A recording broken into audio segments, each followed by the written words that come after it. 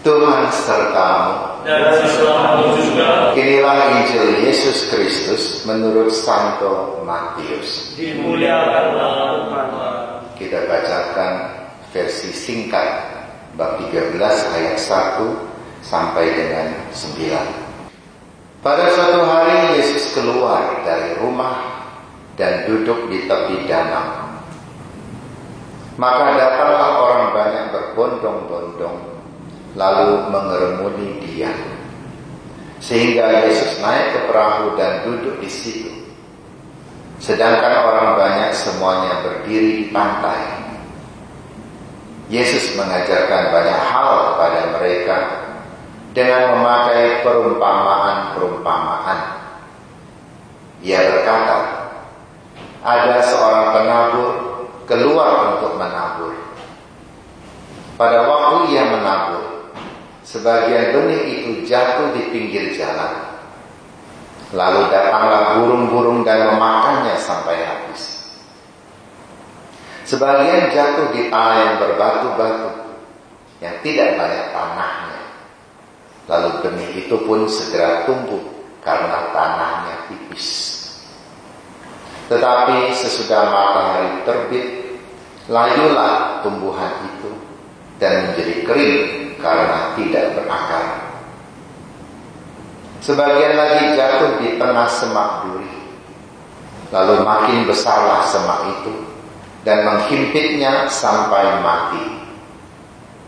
Dan sebagian jatuh di tanah yang baik lalu berbuah. Ada yang 100 ganda, ada yang 60 ganda, ada yang 30 ganda. Barang siapa bertelinga untuk mendengar, hendaklah ia mendengarkan. Demikianlah Injil Tuhan. Terpujilah Kristus.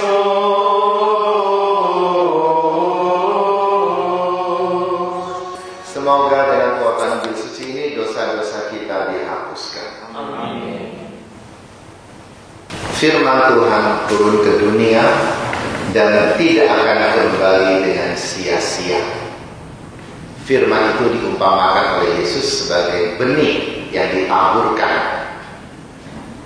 Benih yang ditaburkan adalah benih yang sama, tetapi hasilnya bisa beda karena tanah yang menerimanya berbeda. Setiap orang mendengar firman Tuhan lewat agamanya masing-masing. Dan kita orang Katolik jelas kita dengar firman Tuhan lewat Alkitab dan juga lewat tradisi gereja, lewat pengajaran-pengajaran para bapak gereja, lewat surat-surat yang diterbitkan oleh kepausan. Firman Tuhan ada di situ. Semua orang mendengar yang sama, tetapi hasilnya bisa beda ketika kita menerimanya dengan hati yang berbeda. Pertama, benih itu jatuh di pinggir jalan. Di pinggir jalan mungkin tanahnya tidak banyak dan ia jelas kelihatan oleh burung-burung, juga tidak terlindungi, mungkin diinjak-injak orang, digilas kendaraan, jadi nampak sekali. Banyak orang menerima firman Tuhan juga seperti pinggir jalan itu, memamerkan keagamaannya kepada orang, tetapi hanya sebatas pamer saja. Dia tidak pernah akan berakar, dan dia gampang sekali dimakan oleh burung, gampang sekali dia goyah karena hal lain mungkin lebih menarik. Ada orang bahkan ke gereja merasa bosan, gereja Katolik bosan sekali katanya, lalu tertarik oleh burung-burung di luar, oleh gereja-gereja yang ada band, ada pertunjukan-pertunjukan, pembicaranya bisa bernyanyi, bisa main drama, bisa main musik, lalu lupa ke gereja untuk apa. Engkau ke gereja nonton pertunjukan atau mencari Tuhan? Oh, saya ke gereja mencari Tuhan sekalian nonton pertunjukan. Mencari Tuhan tidak harus dengan pertunjukan. Bagaimana Yesus berdoa? Apakah dia bikin ramai-ramai? Tidak. Ia berdoa seorang diri. Kalau perlu ia mengajak muridnya juga. Dan itu pun tidak ramai-ramai.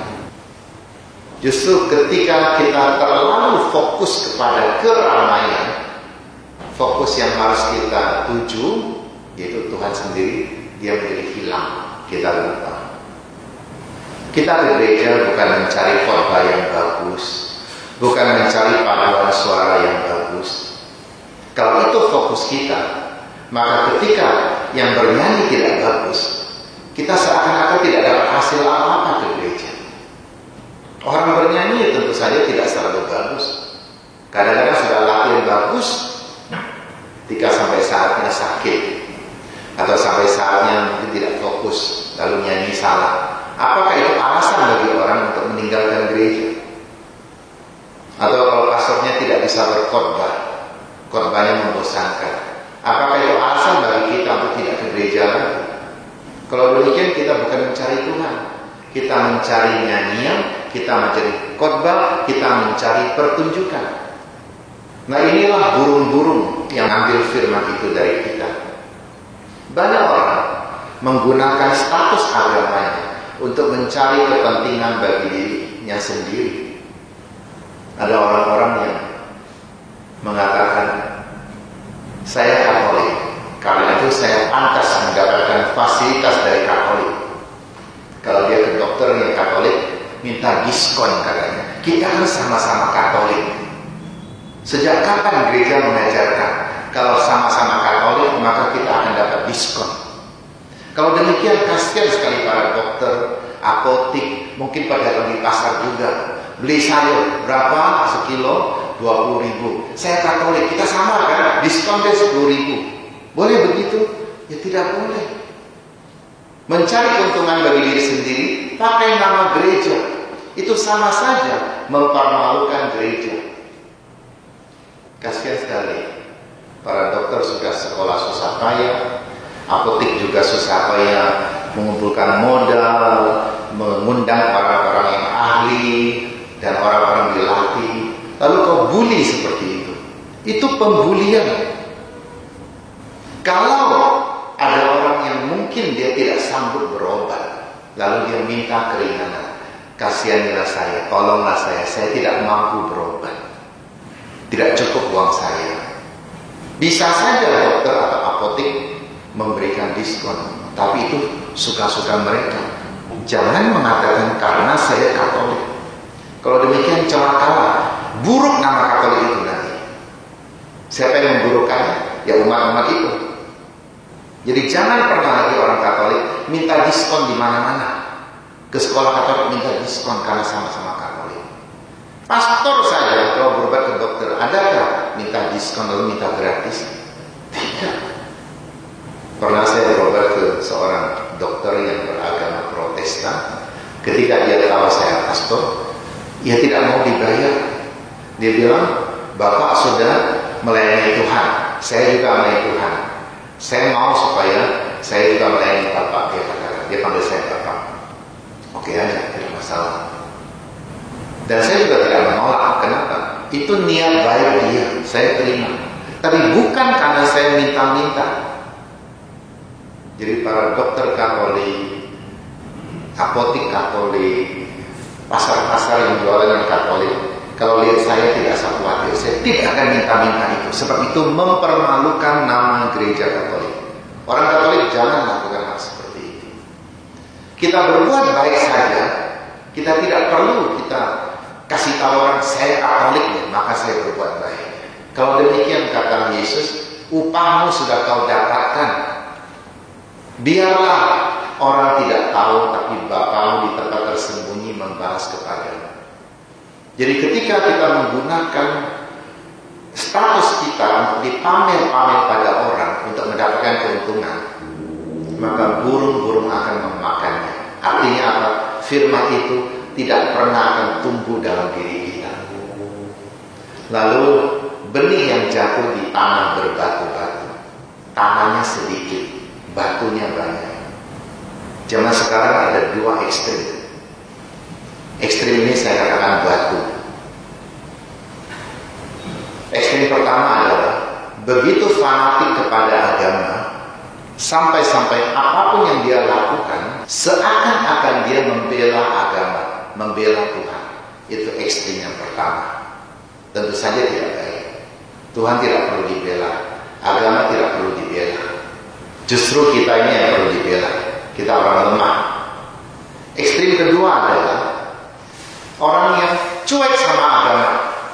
Agama ini hanya untuk cuci otak saja. Itu hanya sekedar hiburan saja. Orang-orang susah yang tidak punya pertolongan, lalu tidak mau bangkit lagi, lalu mengandalkan pada agama. Ini juga tidak baik. Dan yang ekstrim kedua ini makin hari makin banyak.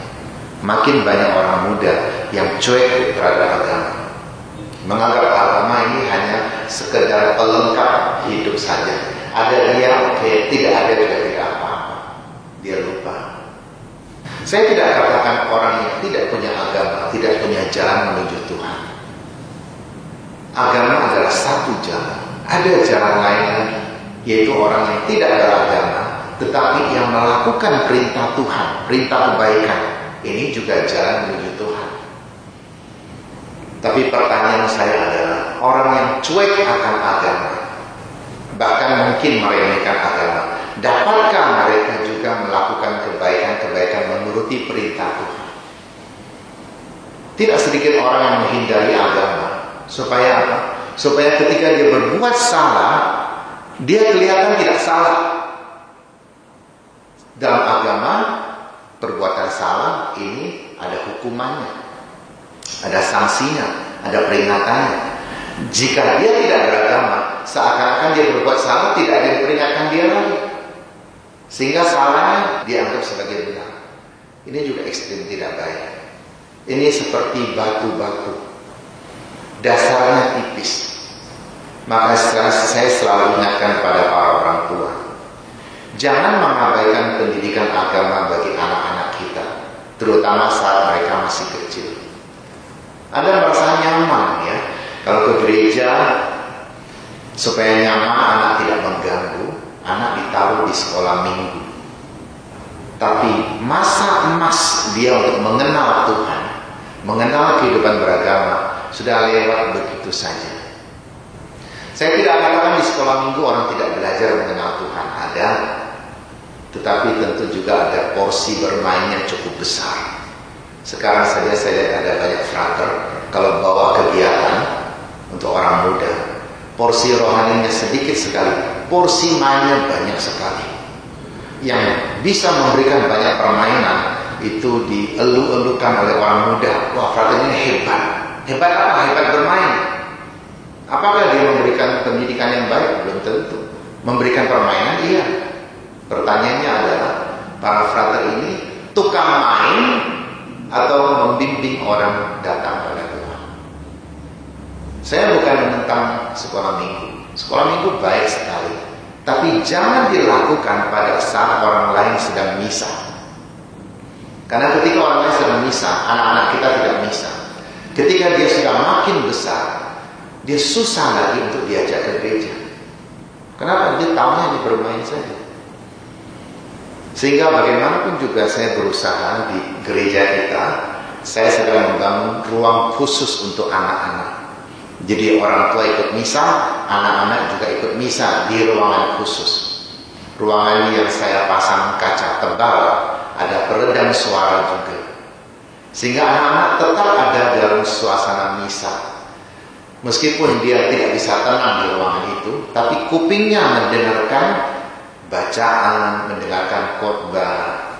Paling tidak ada sesuatu yang menempel. Jadi inilah yang saya katakan, kalau dasarnya ada, tanahnya cukup tebal, maka benih akan bertumbuh dengan baik. Jangan sampai tanahnya sudah tipis, kita kurangi lagi tanahnya. Jangan sampai tanahnya kalah oleh batu-batu yang menghalangi, ekstrim-ekstrim yang menghalangi itu. Yang ketiga, benih jatuh di semak berduri. Kata Yesus, semak duri itu adalah ketakutan, kekhawatiran kita akan hal-hal yang belum terjadi, sehingga kita merasa Tuhan seakan-akan meninggalkan kita. Tuhan seakan-akan tidak peduli kepada kita. Dan saat ini saya pikir ada banyak orang berpikiran seperti itu. Ketika penghasilan berkurang, tidak bisa bekerja, tidak bisa berkumpul lagi, mungkin mulai meragukan, ada gunanyakah kita berdoa? Bapak Paus berdoa, mengajak seluruh dunia berdoa, para imam berdoa, umat berdoa bersama. Kenapa sudah berbulan-bulan kita masih ada dalam kondisi yang sulit seperti ini? Mungkin ada banyak orang sudah mulai ragu, sungguhkah Tuhan ada? Penyakit tetap ada, tetapi bagaimana kita juga taat akan arahan-arahan yang diberikan oleh pemerintah, yang diberikan juga oleh gereja. Mengapa paroki kita sampai sekarang belum membuka pintu untuk misa? Saya tentu ada alasannya. Dan jangan pernah banding-bandingkan dengan gereja lain. Oh, gereja lain sudah buka itu.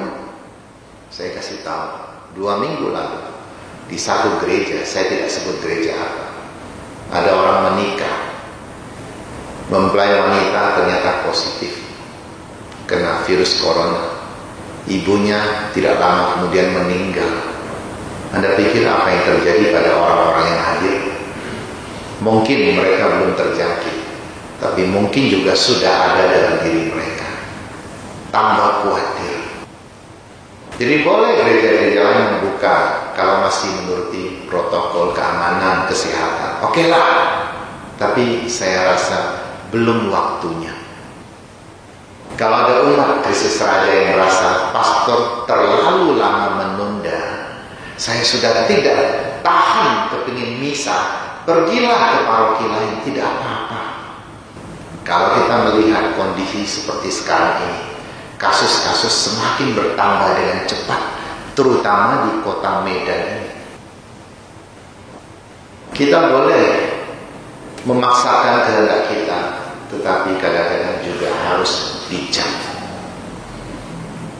Apalagi dengan aturan umur 60 ke atas tidak boleh ikut misa. Saya tidak pernah akan ikut peraturan ini. Saya katakan sekali lagi, saya tidak pernah akan ikut peraturan ini. Semua orang sama. Kalau mau buka gereja, semua orang datang. Tidak bisa dibeda-bedakan. Kalau harus dibedakan seperti itu, saya pun tidak boleh mimpin misa karena saya hampir 60. Di mana logikanya? Orang muda boleh ikut misa. Nanti dia pulang ke rumah, kumpul lagi dengan orang tua. Kumpul juga dengan anak-anak usia muda. Bukankah dia membawa virus dari luar? Kalau mau sama-sama tidak keluar. Kalau mau keluar bersama-sama tidak keluar. Kalau sudah waktunya. Jadi sabarlah. Tidak perlu memaksa-maksa. Kadang-kadang firman Tuhan tidak bisa bertumbuh. Iman kita tidak bisa bertumbuh karena kita terlalu khawatir. Khawatir akan hal-hal yang belum terjadi. Ada seorang ibu pernah mengeluh pada saya, pastor, saya khawatir kalau saya tua nanti, anak laki-laki saya mungkin tidak akan merawat saya. Kenapa, Bu? Dia mungkin akan lebih merawat istri dan anaknya. Ada orang tua berkata pada saya juga, pastor, saya sungguh bersyukur anak saya prestasinya biasa-biasa saja. Tetangga saya anaknya hebat-hebat, jadi pilot, jadi profesor, jadi apa, hebat-hebat. Tapi saya lebih bersyukur anak saya biasa-biasa saja. Sebab karena biasa-biasa saja, mereka selalu ada bersama saya. Yang hebat-hebat itu jarang bersama dengan ibunya, jarang bersama bapaknya. Jadi orang tua berharap anaknya hebat atau tidak hebat. Saya pikir tetap saja orang tua mengharapkan anaknya hebat.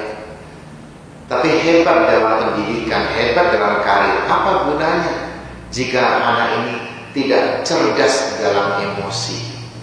Ada kecerdasan emosi, yaitu tahu membalas budi, tahu memberikan perhatian kepada yang lemah, terutama orang tua sendiri.